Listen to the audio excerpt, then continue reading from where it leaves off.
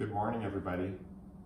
I'm here today to show you how to make a great, versatile, and savory treat. We're going to learn to make quiche. Quiche is a great thing to learn because it's really versatile. You can have it for any meal, breakfast, lunch, or dinner. Once you learn the basic recipe, you can really do a lot of different things with the filling. Normally in baking, I say don't change the recipe, stick to what's there. But with quiche, once you get the shell, you can really mix and match different fillings that you like. So we're gonna learn some basics. I'm also gonna teach you how to do bacon in the oven, because that's a really great thing to learn. It's pretty messy on the stovetop. So we're gonna have bacon alongside our quiche, maybe even a little bit on top of our quiche. So we'll learn this as well. The recipe that we're putting on the site today is for a ham and cheese quiche. But like I said, there are some different changes you can make if you like different things. You start with a crust.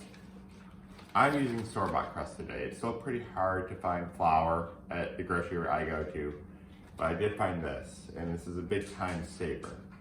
I will put a recipe for homemade pie crust on the site. I'll also put a recipe for a gluten-free pie crust on the site, so you have some options. But what I like about this is you don't have to make the crust, let it chill, wait a long time. You can take this straight out of the box and put it into your pan. So this particular one comes with two crusts. They come already rolled out, so you just gotta open it up.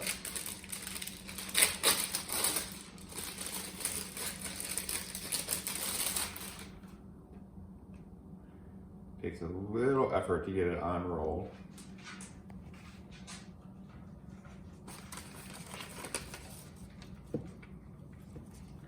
But once you do, you just put it right in your pan. There's enough butter in this pie crust where you don't have to grease your pie plate, which is nice. You just kind of press it in.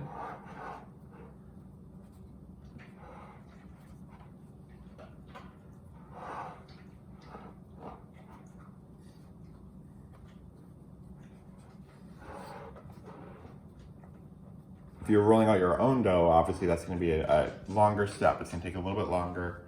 Again, this is a big time saver.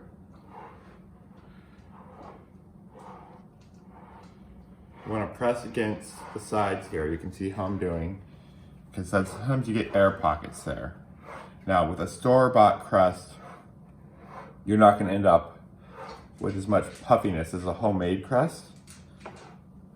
But what we're going to do is we're going to put this in the oven in what they call blind baking. Blind baking is when you bake a crust without a filling, and that's just so you get some crispiness, or else you end up with a really soggy crust if you just put all the eggs and everything in and bake it all at once. You get a soggy bottom.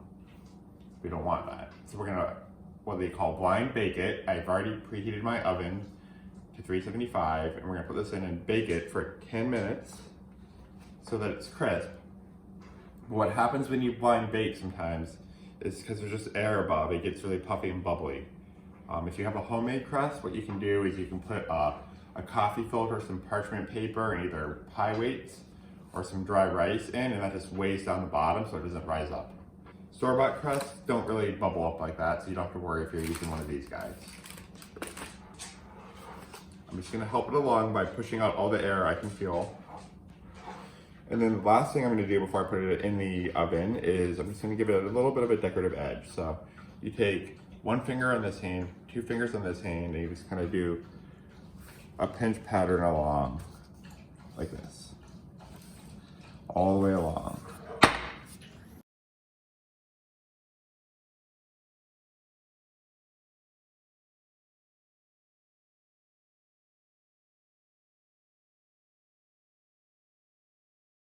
All right.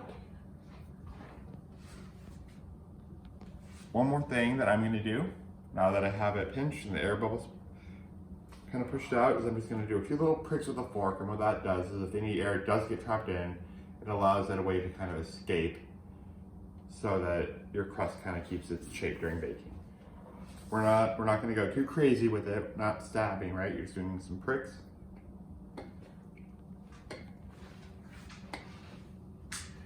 Try and space them out. Remember to get the sides too.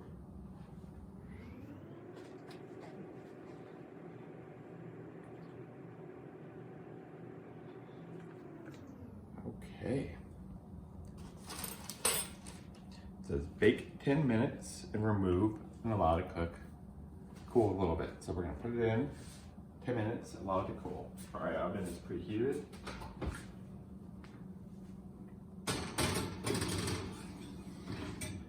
Set that in. I'm gonna set my timer here.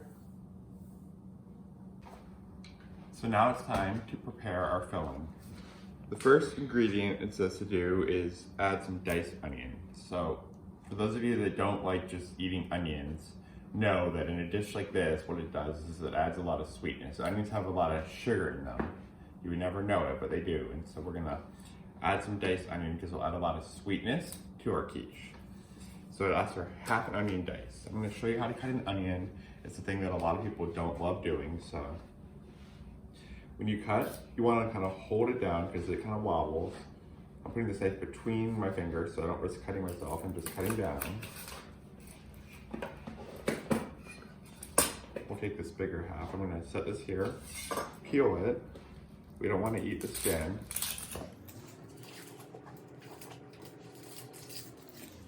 We'll add this to our compost pile. Now with the onion, you have this top little knob here that kind of binds it all together.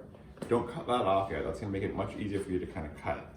So what I do is I take my knife and I just kind of make a bunch of little cuts, kind of perpendicular to this. Hold it together.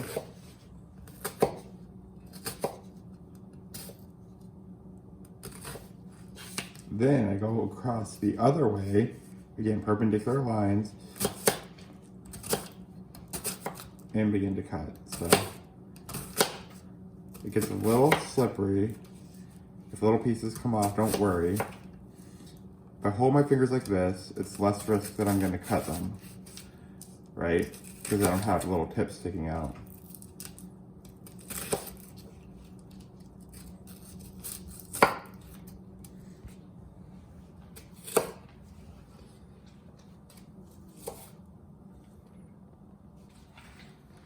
Our instructions next tell us to saute this onion in a pan. So I'm gonna go over here to my stove.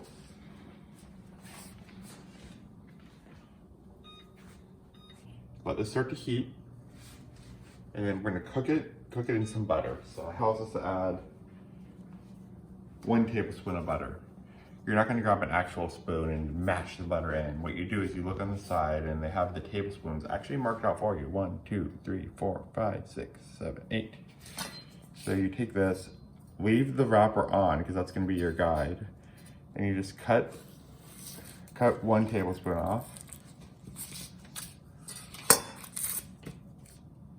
Now you can take off the wrapper. So we're gonna take off this wrapper, add this to our pan, and just sort of let it melt. Once it's melted, we'll add our onion in. Butter's melted, so I'm gonna add our onion. I use a cutting board to carry it over, and I'm using this knife just to scrape it in.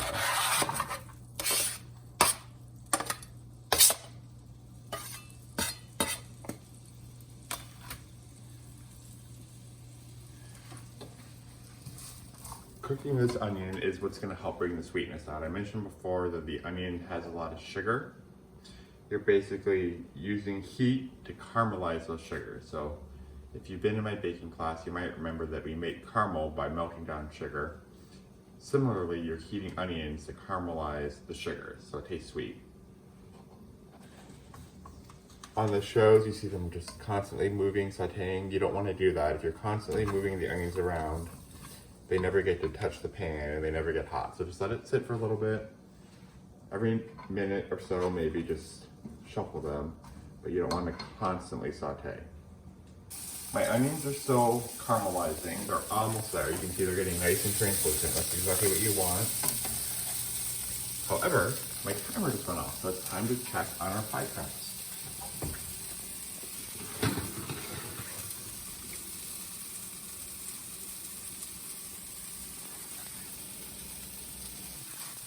You can tell it's still a little bit soft, but it's got some crispness to it, and that's what you want. You don't want it to be completely done, because you are gonna put it back in the oven. You can Do you see little bubbles? You can take your fork again and just sort of lightly pop them. Again, don't be aggressive.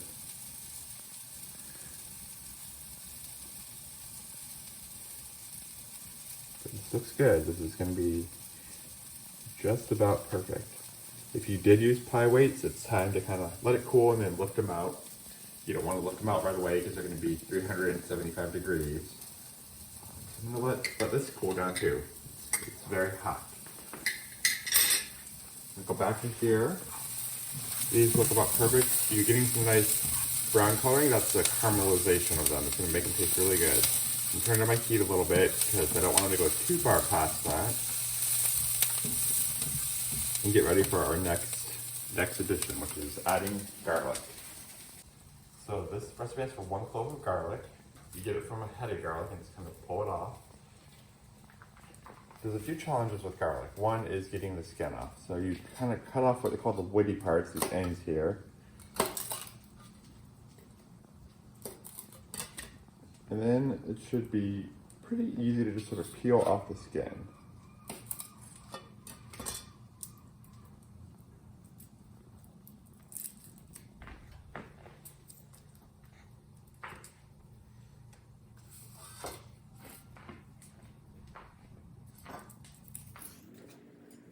The next step asks you to use something to kind of mince your garlic. So if you have a garlic press, you kind of just put it in there and you just push it right into the pan. If you don't have a garlic press, what you can do is you can take your knife, a big knife like this one. You're not going to cut it, you're going to push it so that the flatage is down and use the palm of your hand to kind of smash it like this.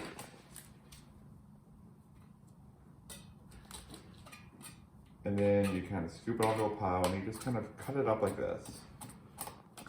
And that does a similar way of mashing.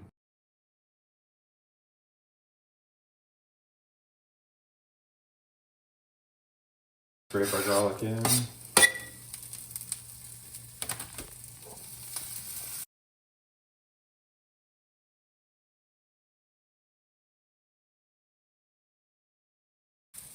And then we're going to move this off of the heat.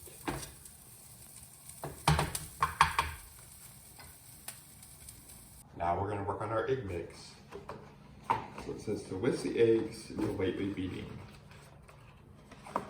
This recipe calls for 4 large eggs. So take your egg, you want to crack them on the side of the bowl. If you crack them on the counter, you might get egg all over your counter. So crack them on the bowl. After each egg, make sure you're not getting shells in. 1.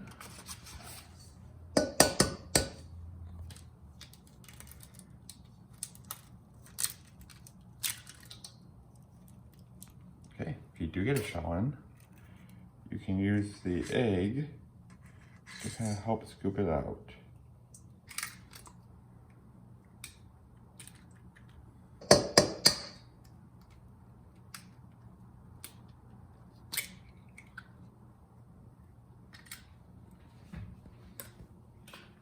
I have egg all over my hands, so I'm going to wash them real quick.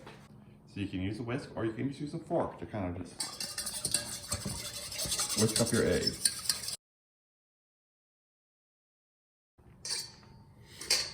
The next thing we're going to add is the half and half. So we're going to add 1 cup of half and half.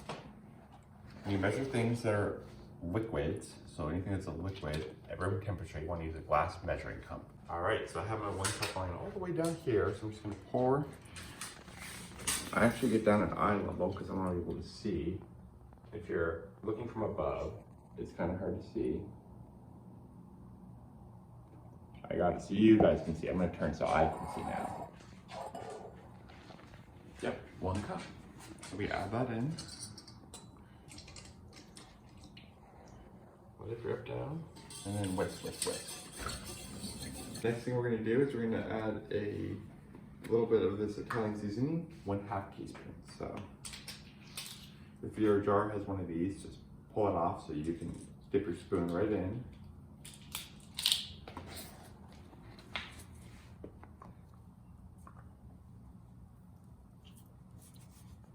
Italian seasoning is really just a mix of Italian herbs. If you don't have it, you can just add a few different ones that you like in, and it'll be the same in effect.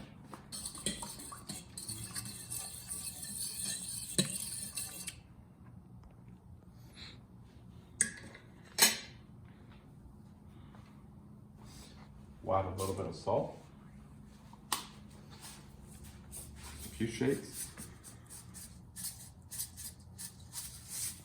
and a little bit of cracked pepper.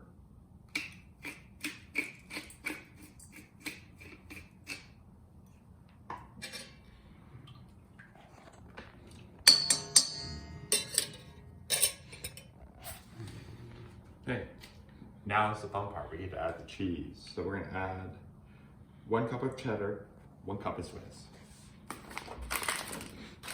Sometimes you can find it grated, sometimes you have to grate it yourself. So we're gonna do both today. We're gonna first measure 1 cup of this guy.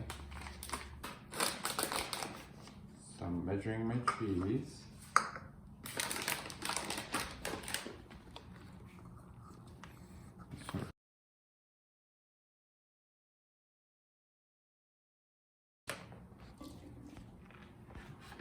For our Swiss, we're going to use this cheese grater and grate it ourselves.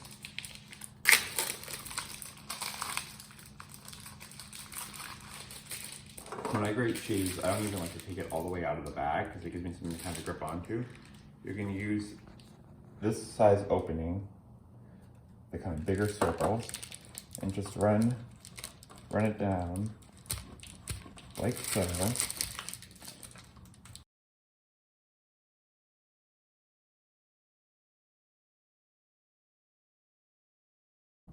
All right, we have our 1 cup of Swiss.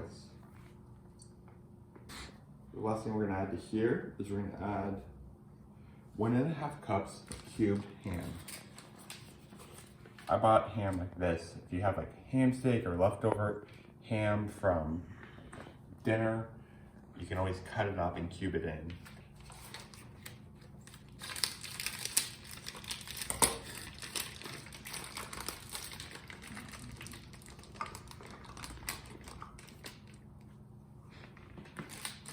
We'll do 1. Now we're adding the 1/2 cup.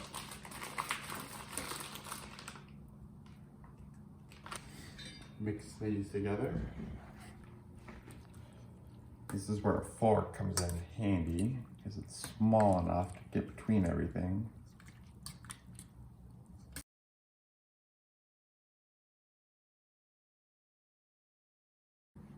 Our last step is to add our onions and garlic in here. So I have the pan.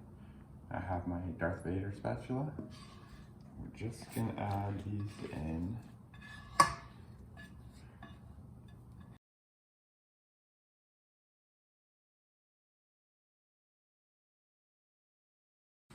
We're gonna mix.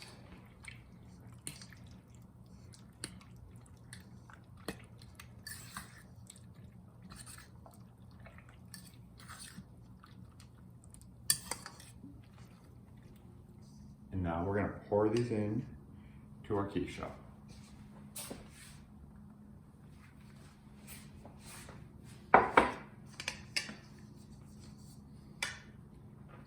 I'm using this fork to kind of gently guide stuff in. Go slow.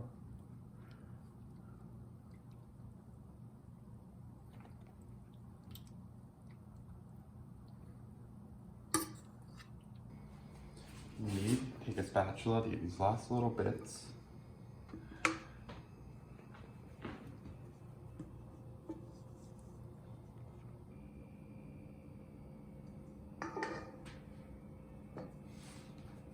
All right, this quiche is ready to go in the oven. When it's all done, we'll add a few garnishes like our chives and our bacon. But for now, we're gonna put it in the oven. You're gonna check on it in 35 minutes. It might need up to 42 minutes. Carry it very carefully. Maybe have a person help you if you live with someone. Go slow. You wanna open the oven. Pull out the tray using an oven mitt because it's still 375 degrees, and then just gently set this in the oven. Very careful not to spill egg.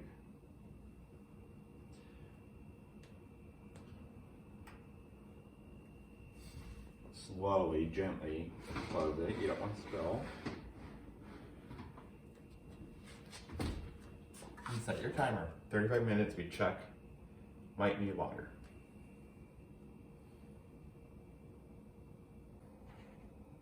You'll know that your quiche is done if you stick a toothpick in and it comes out clean. So this is kind of similar to when you do a cake. You're just making sure there's no raw egg in the middle. That's the main thing you want to avoid.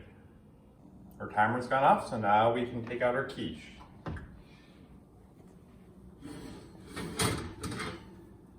The main thing that you're looking for, it might still be a little jiggly in the center, but you want kind of like a firm outer edge that's not too jiggly. So we're gonna let it cool a little bit in the pan before we cut it. Meanwhile, you can start to get your garnishes ready. So for our garnishes, we have bacon and we have some chives. The bacon I made in the oven. There's a separate video posted in the classroom for that. So if you want to learn how to do bacon in the oven, watch that video and it'll teach you some great tricks. I took a few pieces of that bacon and I'm just gonna make little crumbles. It's pretty crispy, so it just crumbles kind of on its own. The knife is just helping me along. This will make a nice garnish because it'll add some crunch to our quiche. So we're just gonna take it, don't go crazy, and just kind of sprinkle it around.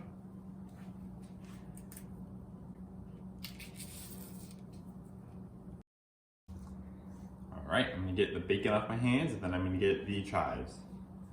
So a lot of times you'll find chives in these little packages. Important thing to remember is you still have to wash them. So I washed these chives, the outsides, and then I kind of let some water run through the little ends because you can see they're just tubes, almost like straws. And you just want to make sure if anything got stuck in there, you kind of get it cleaned out. So I washed my chives. I'm going to cut off the tips and just kind of discard those. And then similar to other things that we chopped today, you're just going to kind of work from one end and kind of go along. Making some cuts, moving your fingers as you go so you don't cut yourself.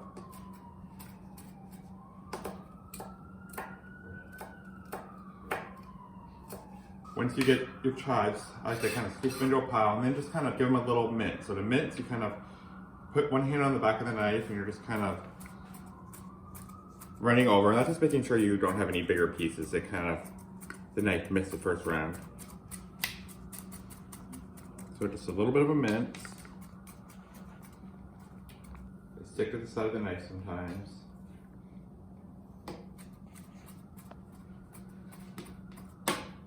And just like we did with the bacon, you can kind of just sprinkle these guys on.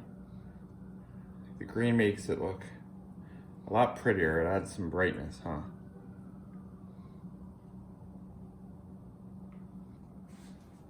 All right, there's our finished quiche.